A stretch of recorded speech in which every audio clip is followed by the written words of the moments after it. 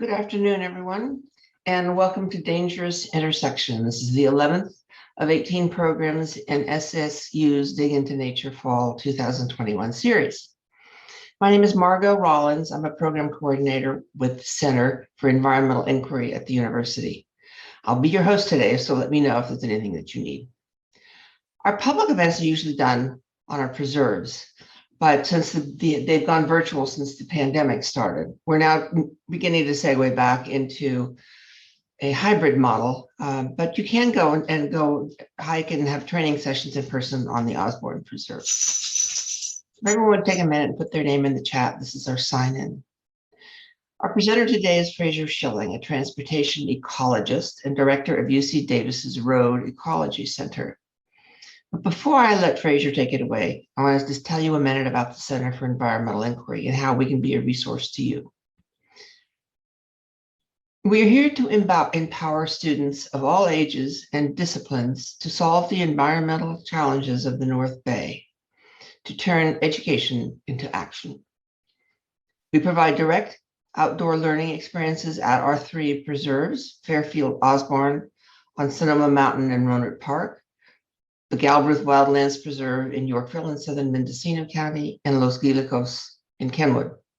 We provide classes, workshops, and the SSU preserves are open to anyone interested in education, research, or creative inquiry. We also invest in real-world projects in which we work with faculty, community, and students across all disciplines to develop projects focused on finding these solutions to North Bay environmental problems. We create long-term multi-organizational partnerships that generate the resources and funding needed to chip away at complex issues surrounding fire, water, technology, and other topics. Today, we want to leave you with a better understanding of all of our connection with the environment and skills that can lead to sustainable solutions. We're going to focus on the intersection of wildlife and human mobility, namely the many modes of transportation that we use to get from one place to another. I'm certain most of you have had that horrible, wrenching experience of colliding with an animal or coming close to doing so. Fraser will talk about the depth of the environmental challenge this encounter can present, and some of the research underway and ways in which you can take positive action to prevent such an accident. Fraser has asked that we make this an interactive discussion and encourages you to ask questions as we go along. Before we start, I need to tell you that we had some recording challenges with this program, and we didn't get the recording started with Fraser until he was into his third slide. And we also had some problems at the end. As you will see, the question and answer period is disrupted. But what we're going to do is show you his first two slides, which are just his introductory slide and then a list of resources for you, and then move into the recording of his presentation. If you have any questions or concerns about this, you can email me at Rollins, RAWLINSM @sonoma.edu. With that, let's go on to the slides.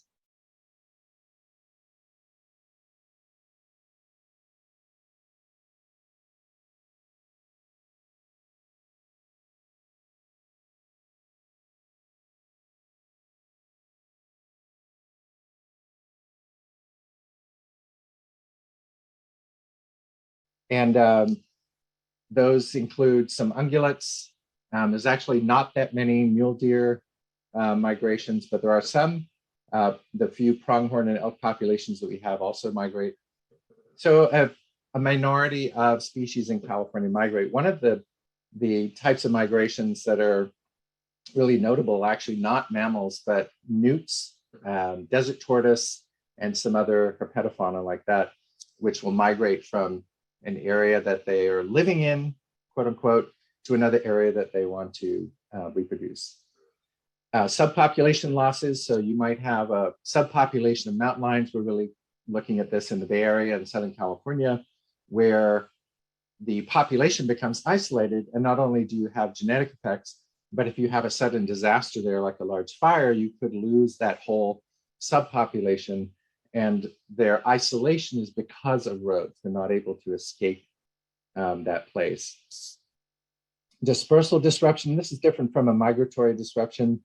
This would be the young dispersing, for example, away from a natal territory, and therefore keeping whole populations going.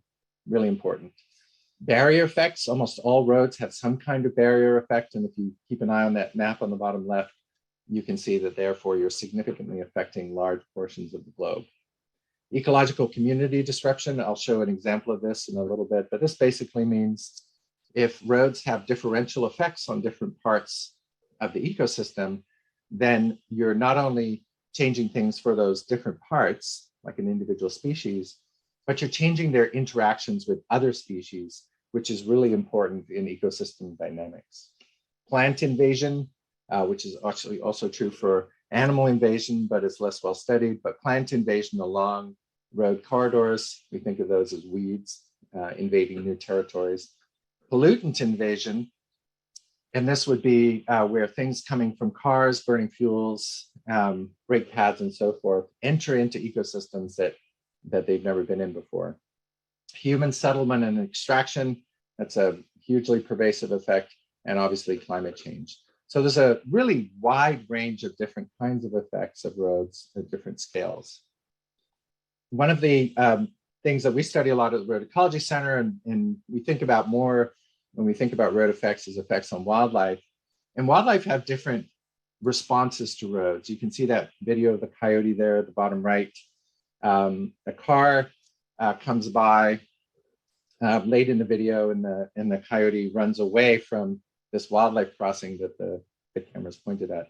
So sometimes animals try to cross, whether they are crossing the surface of the road or under through a crossing structure, and a passing vehicle may kill them or may chase them away.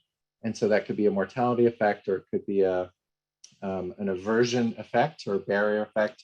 Either way, you get a fragmentation of the population. And then sometimes animals will safely pass over, whether it's over the surface of the road and they don't get hit, or they successfully use a wildlife crossing. And then we have connectivity, sort of the opposite of fragmentation. This is the community effect I was talking about. And so if you have something like this relatively simple food web, just showing examples of different species and how they're interacting, and you have a road effect that differentially affects the ones marked with X in this case, you're going to change the prey-predator dynamics in this case of this food web. And you're there, if you have a greater effect in one area than another, then you're going to change these interactions in one place relative to another place. And since these are all over the landscape, if we think about California or most of the West, where you have roads and busy highways, or even just rural highways, you're going to have differential effects, and you're therefore going to have different impacts on the ecosystem across these large landscapes. Now, when we talk about transportation in the transportation world writ large, one important type of document is a state transportation plan. So I'm going to jump out of some of those ecological effects and talk about how can we think about these. Recently, a colleague and I did reviews of different state transportation plans, looking to see how do states pay attention to wildlife, or do they pay attention to wildlife, including in this case, you can see the list there, very large states with very large transportation budgets. And if we just look at California, you can see that, I'll go down through the table here. So California is the first one in the table there.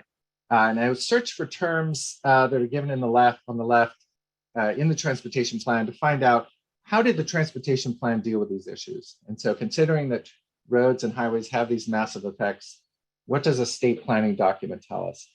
And really, they don't tell us anything, which is a disappointing finding, and to some may not be surprising. But what it indicates is that we have this large environmental problem, but we have a disconnect with the entities that are responsible for managing these infrastructural systems. And so we weren't able to find in any state transportation plan evidence of thinking about these kinds of impacts. Now, if you're a member of the public, or if you're somebody like me, or some others on the webinar here as participants, you'll know that when you try to engage in some planning processes, public planning processes, it can be quite challenging. And transportation planning is no different. And in some ways, it's even more complex than, say, local land use planning or other kinds of state activities. And I've shown an example here on the bottom right of a planning process in California. And you can see the label for the diagram is simplified statewide and regional planning. And the point of this diagram is just to show that even simplified, the planning process can be quite complicated. And in this, it's just showing part of overall planning for any given transportation systems or any given set of transportation projects. Some of this planning can take place over 10 years. It can involve multiple local, regional, and state actors, agencies, and it's not always obvious how to engage. And so it's very challenging to engage in transportation planning as a public member of the public, whether you're expert at it or not. So what can you do? And so I laid out, what are some of the issues, but what can we do about this? And this is how do we engage, whether we are scientists or members of the public or different public agencies, what can we do about it? And like most environmental problems, one of the first and most direct things we can do is help to collect data. And this has been a really important role for the public for a long time. We can think of the Christmas bird counts and other bird monitoring activities that have been taking place, mostly led by Audubon over a century. And that is partially a public education activity, a fun activity, but it's also partially a how are the birds doing activity. So it's collecting data about the environment. There's others there listed. I'm going to talk about several of these as kind of examples. I'm going to focus mostly on the data collection and what we can do with the data. The line of text there in white, some of the technical work, it might be more challenging for the public to help with, and it may be a very expert activity, but it doesn't always have to be the case. For example, as a member of the public who's very good with Google Map tools, you could develop a very compelling map about a problem that helps inform decisions. So the centerpiece of this talk is the California Roadkill Observation System, and really using it as an example of how we're progressing with collecting data about wildlife vehicle collisions or roadkill. Those are two different terms for basically the same thing, but dead animals on roads, so animals killed by traffic. And in case I forget, I want to say that not all animals hit on roads are killed immediately. And so that's a really important thing to think about, that we actually, only about 40 to 50% of large mammals hit on roads are immediately killed. And I've hit two birds with my car. One of them died, and it was a small bird, a warbler, and the other one lived, and it was a hawk, and it flew off after about 20 minutes of sitting on the side of the road. So injury could result in recovery, but we don't necessarily know. So what we're doing in most cases is counting the animals that died on the spot and not necessarily the ones that died later. But it's a really important activity and can be engaged in by people across the spectrum, from the person squatting in the middle of the road there.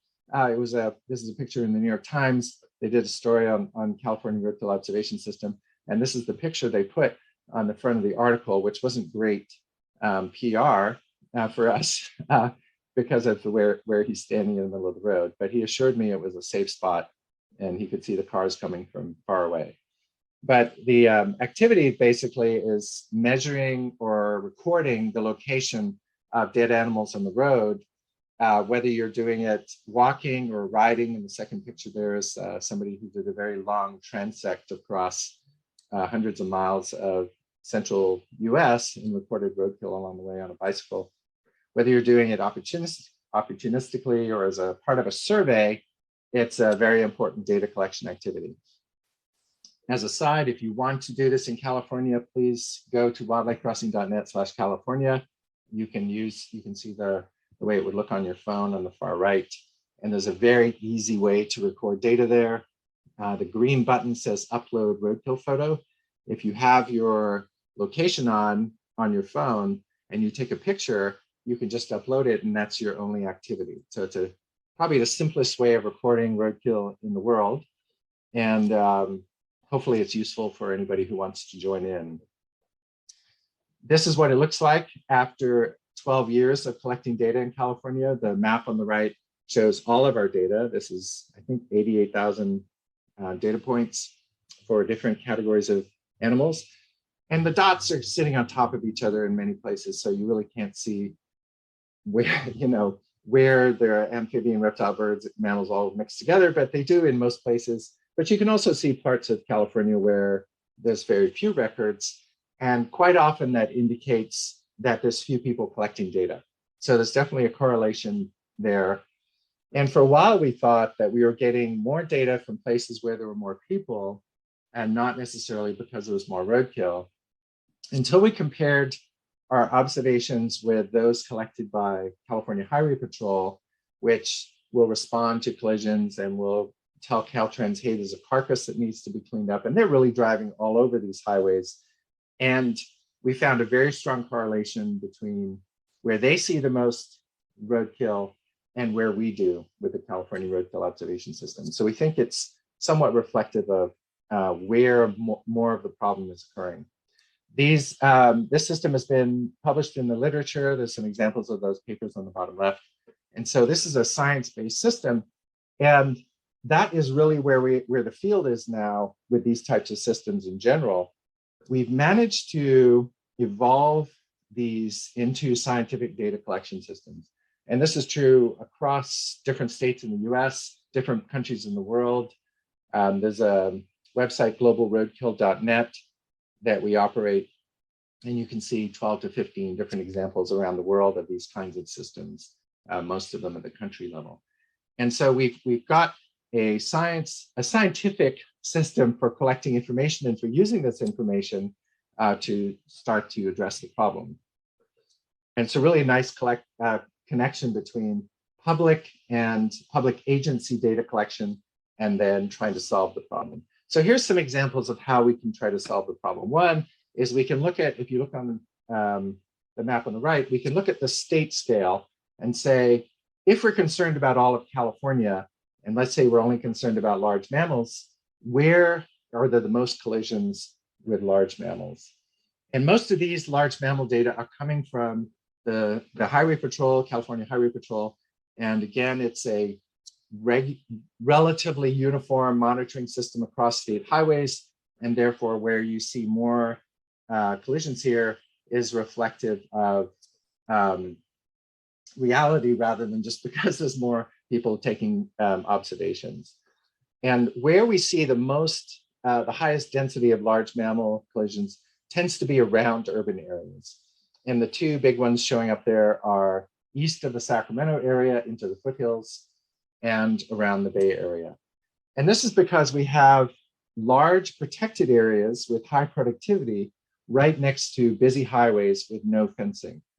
And so it's a kind of a no-brainer why we'd see that. And then in other parts of California, you can see there's other locations where we have relatively high densities of large mammal collisions. Now, if we zoom down in to the bottom left, this is an example at a totally different scale. This is showing about 3 miles of a road called Alma Bridge Road next to Lexington Reservoir. Highway 17 is just there on the left between Santa Clara County and Santa Cruz County. And the red to green colors reflect density of newts killed on the road during their migration back and forth between forested areas on the right and the reservoir on the left. So their reproductive migration. And you can see that there's some areas that are blaring red and other areas that are more green, and that indicates that there's hot spots of these types of collisions. The resolution of the data is very high, In this case, the segments are 50 meters long. So we can get a really fine scale look at where are newts being killed on this road, which then helps us to think about, well, how can we solve this problem? What can we do? Is there anything we can do, and where would we do it? There's another thing that's this map on the bottom left shows, which is very important in this ecological phenomenon of animals being killed on roads. You can see that the line has different layers. Hopefully you can see that. So the inside of the line was data collection 2017, 2018. And as you go out, you go into different years. So the intermediary is 2018 to 2019. And then the outside, the fat part of the sausage, is 2019, 2020. There's now a new set of data 2020 to 2021. So over each winter, there's new data collection. And so you can see there are places where every year there's reliable mortality of newts on this road. And so if you were to prioritize based on where is it always happening, those might be the places you go. I do want to acknowledge that this data collection was entirely volunteer driven. Ann Parsons and Marav Vonchak in this area gone out repeatedly, and other volunteers have joined them every few days for months at a time to count dead newts and other organisms on this road. Okay, another way to think about where we can act is not just where there's the greatest density, which is a somewhat ecological way of asking the question. Another way to talk about it is where's the greatest economic impact. And so we used a tool that, well, we've developed this a couple of different times, and other people have in the literature, this idea of crashes have costs. And so because we have California Highway Patrol responding to crashes, and because they will characterize these incidents in terms of severity, we can roughly estimate how much different incidents cost. So when somebody collides with a deer and they only have property damage, their car is not drivable, it gets towed away, we could say, oh, this is one kind of crash. If they collide and unfortunately are killed, then we can say that's a fatal to the human crash. So we can estimate the crashes of the impacts on the people. And then we can also say, well, what happens also with the loss of wildlife? And that can have its own economic impact as well. And adding those together, we can ask the question, are there places where this cost is very high? And it's related to the question of where is the density the highest, but it's asking it in a different way. It's more from a very human-centered point of view, but it may help with rationalizing where should we take some action. So throughout California, the slide here is wrong. It says 1 billion to 2 billion annually. That's actually 1 billion to 2 billion over a 5-year period. So please make note of that. So it's about 200 to 400 million a year is the level of impact in California. We have 28,000 miles of highway and 140,000 miles of paved road in California. So it's not surprising we have a big impact on wildlife. But we can use these impacts to start to estimate how much does it cost us, this type of impact, and where should we take action? And the colors actually indicate, the colors on the map indicate different kinds of action levels you could take. So you might notice in the legend, it says a number of years. And what this means is the number of years it would take for the reduced collisions. If you were to fence a section of road, the reduced collisions from fencing the road, how long would it take for that to pay for itself? And so if it costs you $100,000 to build a fence, how long does it take in terms of reduced collisions cost to pay that $100,000? And so it's an economic type of calculation to make. And the colors indicate how many years it would take. So yellow, orange, and red, it takes less than 20 years which is about the lifespan of a fence project for the project to pay for itself. And you can see that that's a fairly large area in California. There's about 2,000 miles of roadways in California where fencing those to prevent wildlife vehicle collisions would economically benefit society. Another way to think about this is where can we build crossing structures? And crossing structures can be very effective at reducing collisions, and they are used by certain types of species quite reliably. And we have a fairly good understanding of how and where and why these are used. We don't have as much understanding of why they're not used when they're not used. We think noise, vehicle noise and light has something to do with it. And we also don't know very much about animals successfully crossing roads over the surface, so not going underneath. But we know that crossing structures can be very useful. So then we can start to ask the question, if we can reduce this conflict and we have information like this showing where the conflict's occurring, then where and how can we build these kinds of solutions? And one way to do this is to get involved in different kinds of environmental assessment activities. And this is one example you might use for if you had transportation projects going through protected areas or you had protected species.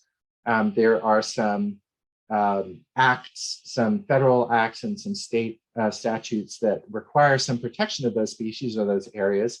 And so in theory, if you collect data and you assess the impacts, you should be able to require mitigation of those impacts. But I want to point out the really critical part of this equation is the first block, is collecting the data. And so everything that I've led up to this point has relied on some kind of data collection, usually about animals killed on roads, but also including other things like animals using crossing structures or animals successfully crossing roads. But collecting the data about this is a really critical part of this process. Another thing that I think is really exciting beyond just involved in the conventional planning process is do-it-yourself roadkill reduction. And I think that this is something that really can transform the discussion and for some species, potentially transform the species. And so in most states and a lot of countries, it's illegal to abuse animals, and it's legal to step in some cases to protect animals. So you could ask the question, well, why can't we do that with roadkill, where wildlife are hit on roads? And the answer is usually somewhat cynical that, well, it's a driving activity, it's the animal being affected, it's incidental to the driving activity, therefore it's not the same thing. But, you know, it's true, you could make that distinction, but I think it's also true that the reason that we have these laws is because people don't want to see animals get hurt. The picture on the bottom left is a man rescuing a injured deer from a roadway in Europe, picking it up and carrying it away. Pretty compelling picture. And actually in our data collection from the California Highway Patrol, they report quite a lot of events where one and sometimes several people will stop their vehicles near an injured animal that's been hit by a car. They'll stop their vehicles, they'll pull over, they'll try to divert traffic. They'll try to get assurance from the responding officer that something will be done to help the animal. People are upset by it. And so there's quite often a very strong social and individual response to animals getting hurt on roads. And this is really, I think, the reason why we have something like this example on the right. This is a newt brigade in Sonoma County, where people go out and they move newts across roads so that they don't get squashed by vehicles. And in this case, the newts are moving from an upland habitat to a natural lake in Sonoma County, which, if you know, Sonoma County is not super common. And so this active process of helping the newts migrate is definitely a do-it-yourself activity. It's not sanctioned by the state government or local government. It's people deciding to take charge of the problem and make something happen. If you want to join in, there's a URL in the bottom right there to join the Chileno Valley Newt Brigade. Another thing that we can think about doing, and for my colleagues in road ecology who are here listening, this will seem a little less conventional, but it's to do some do-it-yourself projects. And what I mean by that is to not necessarily wait, kind of like the Newt Brigade, not wait for government to respond, but actually to build some of these projects yourself. So when I look out of the window from my remote setting giving this webinar, I can see a tree where I know squirrels live, and the squirrels get killed on the road in front of me. And there's a tree on the other side of the road. And if I put a thick rope or several ropes from one tree to the other, then the squirrels can climb along that rope and get safely from one side to the road to the other. And here's an example shown on the bottom right. This is a much more elaborate rope bridge for wildlife. But we can start to think of these things like, when are these possible? When are these things that we can do as the public? And I'm saying this knowing that if we start to do them, we're potentially going to start to move the needle a little bit on this issue. Another, and this is a little even more further out than building your own road bridge, is putting in your own speed and traffic reduction. And that sounds outlandish, but the New Brigade, when they're out there with cones and headlamps and they're moving notes across the road, they are affecting traffic. It's unlikely anybody driving through there, seeing that people are moving newts across the road, are maintaining speed, and it could be that people even start to not go down that road because of that activity. So it's possible that we can start to influence this driving activity. And in the more formal sense, if you think of this as something the agencies should do, there have been cases in the literature, examples of protected areas that have stopped traffic or reduced traffic or reduced speed limits for traffic going through protected areas to protect different wildlife. If you want to buy your own speed limit signs, you can go to Amazon. A third thing we can do, and this is kind of do it yourself, but then you're really trying to persuade people, is looking at state legislation. And this is a type of advocacy activity that somebody like me can get up to a certain point, and then as an academic, I really have to stop. And then for a public agency person, they shouldn't do very much of it at all. But for a lot of us as private citizens, we can take this kind of action. And there's not a lot of state legislation that requires activity to reduce wildlife vehicle collision or wildlife vehicle conflict.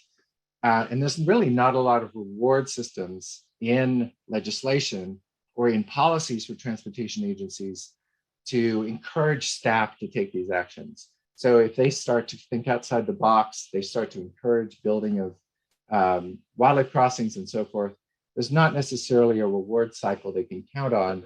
And so it can be a bit of a risky activity. But we need this kinds of legislation.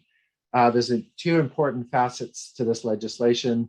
One is that you can set requirements for agencies that are using public funds to respond to public desires.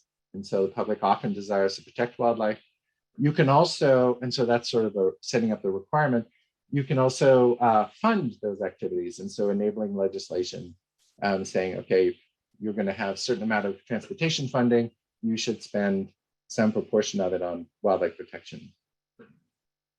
And when we think about, well, how do we know where to do this? Now in California, after 12 years of collecting data, and other states like Idaho that have very good data collection systems, we can start to know where to act. And actually a lot of the mountain states, which sometimes in California we think of as the red states, they build more crossing structures than we do. And so we, I think, really need to start catching up.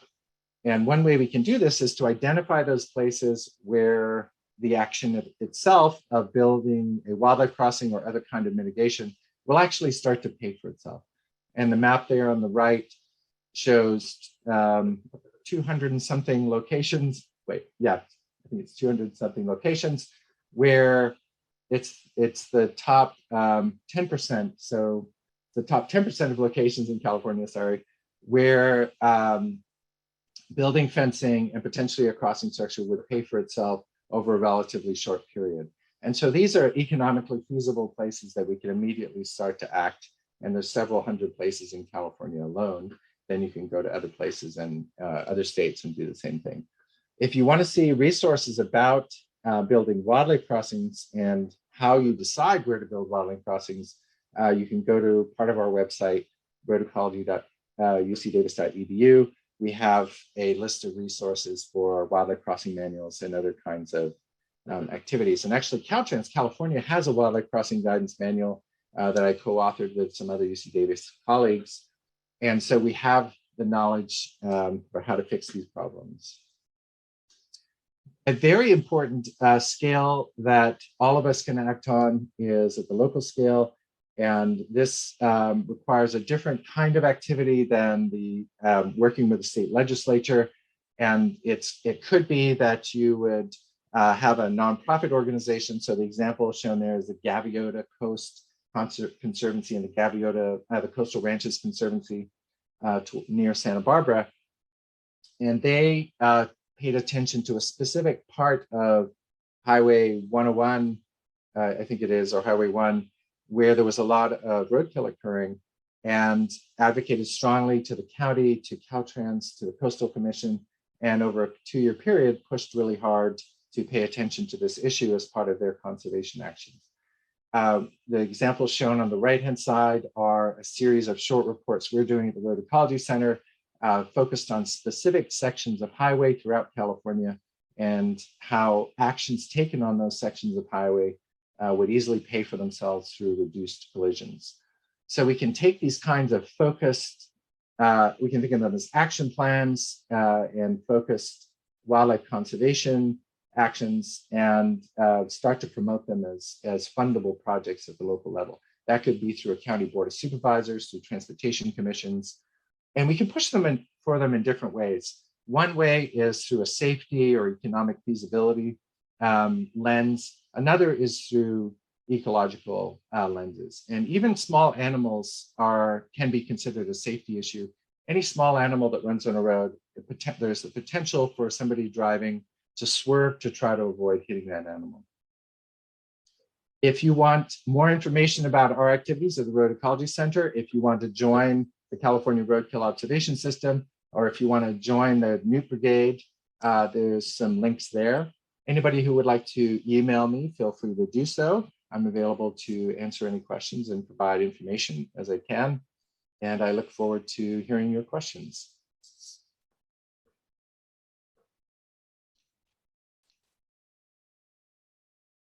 Margot, do you want to field the questions? Thanks. I have a couple of questions for you. Yes, I do. Okay. Let me pull them up from the chat. One of them is, wouldn't I get thrown in jail for putting a rope bridge over a public road? Yeah, so that's a good question. And I should make clear, I'm not advocating that anybody engage in illegal activity. I was just illustrating a point in an artistic way. But it's conceivable that it would be viewed unfavorably. But I think what's important, there's two things important about it, is that one is if you build a rope bridge, for as long as that rope bridge is there, then climbing animals and other animals can make it safely across that part of the road. So you've taken a conservation action. Number two, you've triggered a conversation. It's very likely that if you build a rope bridge, not only is it helping those animals that are there, but it's going to get noticed. And then the question is, well, why is there a rope bridge? And so really you're inspiring action. I mean, to me, it's the same as people standing on the road saving newts. If you're out on the road, you know, you're not allowed to stand on a road. You can't just go and stand on roads. So why is the Newt Brigade able to stand on roads and get newts across the road? You know, we are engaging in a civil discourse at that point. And so I would put these in that same frame, is to consider other ways of engaging with this issue. If transportation agencies or state legislatures aren't acting, then we need to act in a different way. And you all are free to unmute yourselves if you want to ask your questions directly. But John asks, are you aware of other states that may be introducing legislation to require WVC reductions? Yeah, so there's several states that have taken up action recently. Probably the most recent one is Virginia. There's good aspects about some of that legislation. In California and other states and in Virginia, we have legislation protecting that's theoretically supposed to protect migratory corridors for wildlife. But in California and Virginia, as two examples, there's very few migratory wildlife. So then the reasonable question is, well, what are you actually protecting? So those legislation, that type of legislation is going in the right direction, but it is not what we really need, which is almost all wildlife have daily movement that sets them across roads. I can't think of a single species in California which won't encounter a road and potentially be killed on that road. So it's not a question of protecting migration, it's a question of protecting all of this movement, which is occurring everywhere. And that's very difficult, but it starts with recognizing that we want to do it, that wildlife are moving everywhere, and we do know how to protect wildlife movement. And that last point is very much dependent on people collecting the data, anybody who wants to help collect the data, and then helping to advocate for the type of action to protect wildlife. So along those lines, if somebody wants to do something locally about wildlife corridors or whatever it is that they think would be effective, how do they get more granular detail on where on their nearby road they should pay attention? Right. We used an interesting term there, wildlife corridors. Wildlife corridors don't really exist for wildlife. Those are more human constructs. For a few species in the world, there are predictable places where wildlife move. But for the vast majority of wildlife, and most of those in California, there's no such thing as a wildlife corridor. But there are plenty of places where wildlife are trying to cross a road where we can, if you call that a corridor, just at that point of intersection, then yeah. So the granular, there's not really in California or most states, there's not really a one-stop shopping to find out where can I do stuff. But I'd be happy to field anybody's questions about and help connect them, because we get a lot of connections through use of our data, people providing data, wanting to use the data. And so there are different efforts around the state, which I'd be happy to connect people to depending on where they live. But an important question is, why isn't there a one-stop shopping? Why don't we have a conservation organization in California working on this? And it used to be Defenders of Wildlife. They had direction out of the Washington office up until about 10 years ago to work on this as a critical issue for wildlife conservation. And then starting about 10 years ago, the Washington office told them it was no longer a priority. And now we don't have any Defenders of Wildlife action. So there ends up not being an advocacy organization, which is why you have somebody like me who shouldn't say these kinds of things talking about essentially advocacy action, because there's a big gap there. The Center for Biological Diversity has started to step up, and I think that they would be a good one to also look to. Their activity really varies throughout the state. They're not staffed everywhere, but they are worth contacting for advocacy issues as well. And I'd also be happy to connect people, because I don't have an advocacy organization. I'd be happy to connect people to advocacy organizations. Great. Question from Carrie: are certain types of roads worse for certain types of animals? I mean, worse in general? And is there a way we can change how we plan or create roads based on this?